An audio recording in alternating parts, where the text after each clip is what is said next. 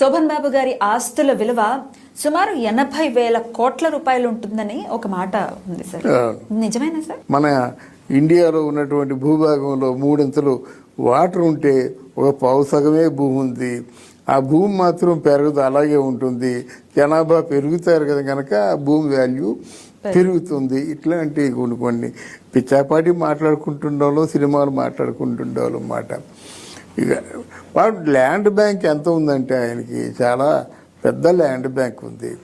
ఎక్కడెక్కడ వందల ఎకరాలు ఇన్వెస్ట్ చేసింది అందరికీ తెలుసు.